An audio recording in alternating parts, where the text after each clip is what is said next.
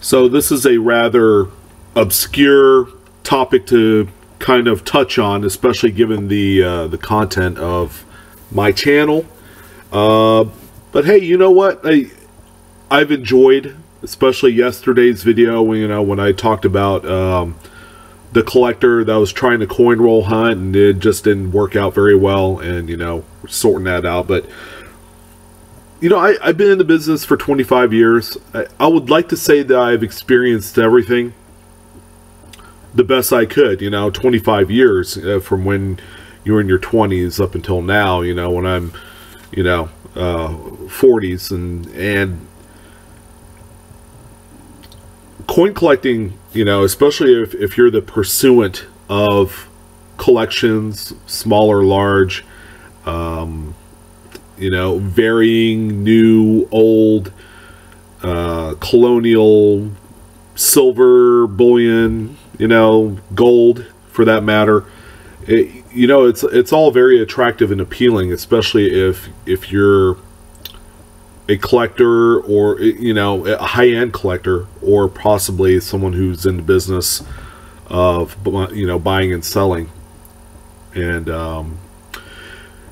it all has its ups and downs, you know. It's very market driven, and the only reason why I brought up this topic is because a few of my few subscribers have brought up, you know, the whole, well, you know, would I ever consider buying a coin collection if you knew that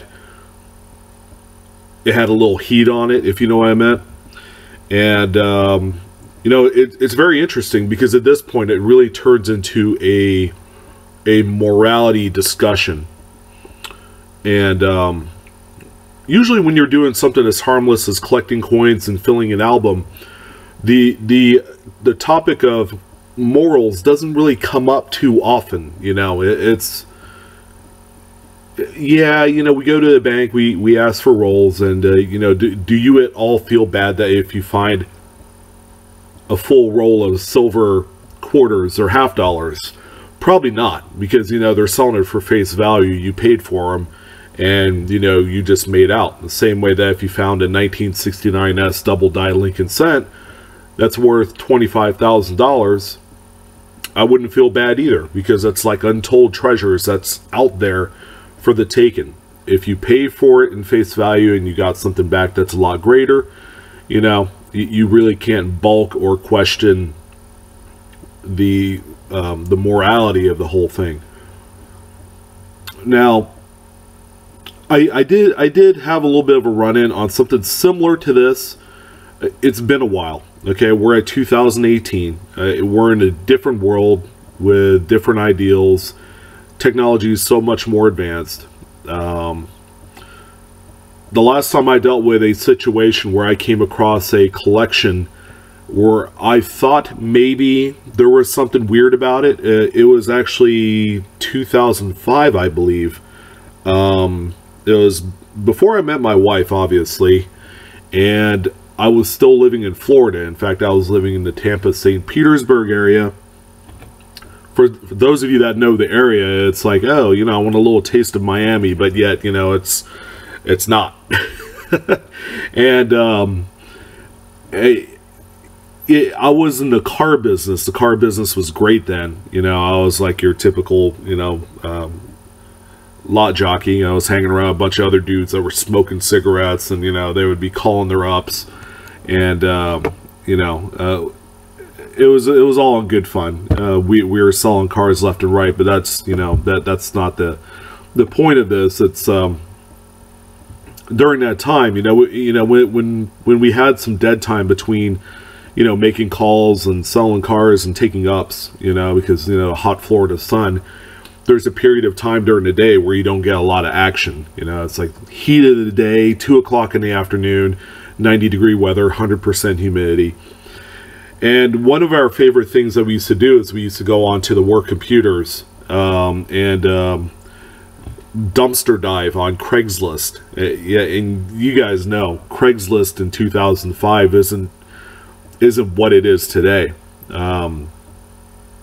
Let's just say there was no boundaries whatsoever in the 2005 version of Craigslist. And, you know, I love going on there and looking for collectibles. At the time, I was into coins, sports cards, antique toys. I loved die-cast antique toys, so I'd look for stuff like that.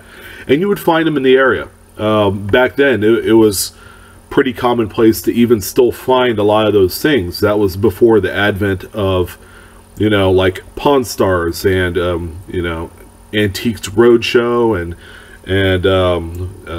what's the other one with the two guys driving across trying to buy antiques from people. Yeah, I just skip my mind, but there's so many different versions of the type of show where it's like you go look for antiques and then you sell them for a bunch of money. I think the whole reality TV bit, part of it, kind of exposed the actual marketplace for vintage collectibles, okay, and coins for that matter. That's kind of lumped in there as well. But we would go on to Craigslist, and, you know, oftentimes we'll find all this stuff. There's a bunch of crap, but, you know, you'll get little, you get a diamond in the rough every so often. So me and a buddy of mine, he would do the same thing, only his thing was he loved looking for parts to like dirt bikes and quads, and then he would refurbish them and then sell them, and he made actually a pretty good living doing that on the side. And I did my thing with coins and currency, so I found a nice little collection. The guy, you know, I guess the one red flag, and when you're dumpster diving Craigslist, you really don't question a whole lot about what someone's selling something for, unless you absolutely know that they're selling it for way too much money. If it was the other way around, it's like, oh, you know, I'm gonna just shut up and not say anything, because if they're selling it for too cheap, you know, it depends. There's been a few times where I've actually given someone more money than what they were specifying, you know, but if it's close, I'm not going to discuss price. And yeah, there's been a few collections. There was one actually that was close by in a community called Temple Terrace. Now, again, for those of you that are familiar with the Tampa area, know that Temple Terrace is not exactly a nice area. But sure enough, one of the collections I had found was on there. Okay, and he was selling some of the more modern mid sets, but at the same time, the one thing that drew me in was he had, if I remember right, I think it was about 50 or 60 old half dollars, like seated Liberty and capped bust, and I think there was probably even a fewer of the federal draped bust, you know, like late 1700s, 1798, you know, half dollars in there. And, you know, he was asking like 25 bucks a piece. I'm like, man, that's a screaming deal.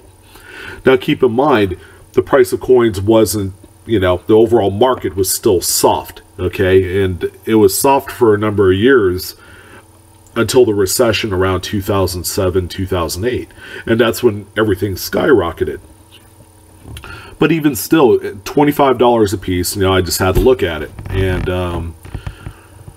I met with a guy, okay, and I'm not going to stereotype. You know, he was a younger guy, probably late 20s, early 30s, thereabouts. Let's just put it this way, okay? He did not look like the type of guy that would own any sort of coin collection. He just wasn't that cultured, okay? And sometimes you just kind of get this vibe. So I looked through his items, and for the most part, it's everything that he had described.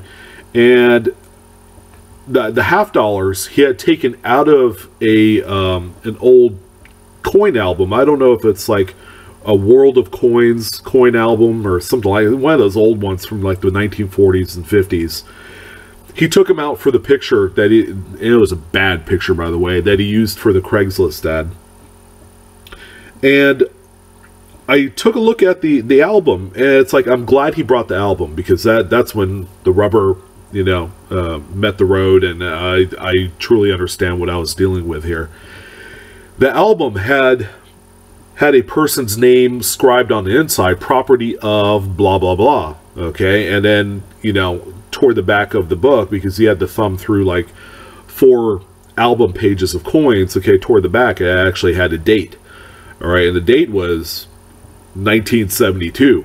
I'm like, okay. So, you know, I was like, hey, who's this? You know, just kind of trying to identify, you know, the lineage of the collection and all that. And he said it was a great uncle or something like that, but he, you know, he was kind of backpedaling, and his information would be all kind of like flip-floppy, and it would bounce around to different things. And I don't know, it's like I know what law enforcement feel like when they have to interrogate a suspect and they just couldn't get it all together information wise. That's kind of like how I felt, and I was like, you know, I didn't quite feel right about it. So you know, even as a person in my late 20s, okay, I was selling cars for a reason, because money was good. And, you know, I like doing this little side venture. So, but it goes without saying that I have my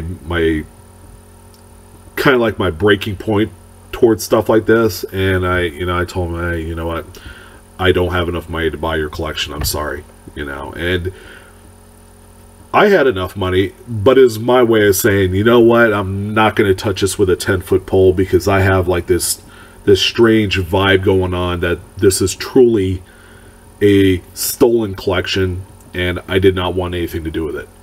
Because at the end of the day, you know, this probably belonged to some, you know, retired guy that probably had this stolen out of his house. And, you know, the collection in itself is probably worth about $10,000, if not more, just based off of the pure vintage of the coins. And even though a few of the coins had appeared cleaned, you know, the older coins were in nice enough condition that they would fetch that kind of money cumulatively. You know, I just didn't feel right buying the collection.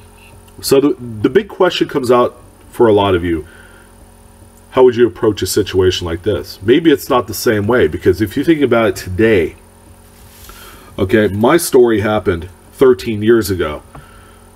There's a lot of other things that are going on. Okay, there are still stolen items out there. Okay, that's inescapable. That's probably going to be going on long after I'm gone. All right, but we also have information security. All right, we have everything's going credit-wise. You know, all payments are being done online, PayPal, you know, Apple Pay, that sort of thing.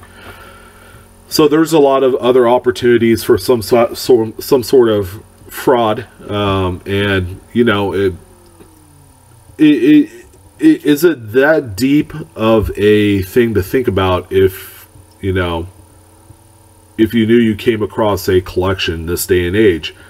Either you didn't know it was stolen, or you're trying to turn a blind eye and not know about it, or you truly did not think about it. Okay, there are a few different, you know, subplots and twists to this whole thing that I guess could take place. But I think the one thing that really woke me up to the experience was my knowledge, my education that I've received in coin collecting and precious metals. It's one of those things that prevented me from moving forward on that sale. Okay, I'll be honest with you, because I knew way too much about the coins when the guy did not. Okay, if it was truly his collection, he would know it like the back of his hand. You know, I own a lot of coins myself. Each and every single coin I owned has a story of how I obtained it. Some of it memorable, some of them not.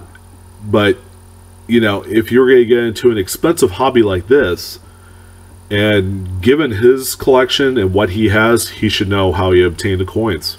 There's just no doubt about it. And I wouldn't be able to live with myself if I bought that collection and made money off of it. Come to find out that, you know, the police were looking for stolen goods and coins and currency and everything like that. And I just, you know, I don't want that to be on my conscience, number one. Number two, I don't want to be into the legal implications of the sale. I don't want to have to buy something and have it taken away from me and lose all my money.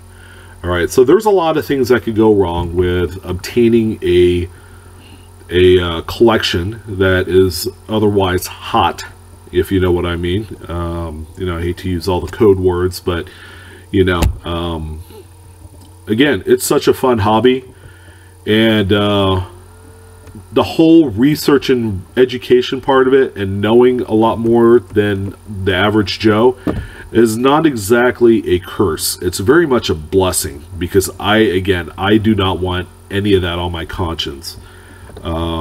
People work too hard for what they have, all right, and it hurts my heart when I hear, because I'm on Facebook groups, so I always hear about, you know, people's yards getting broken into, and you know, their sheds being torn open, and all their expensive pricey tools end up getting stolen.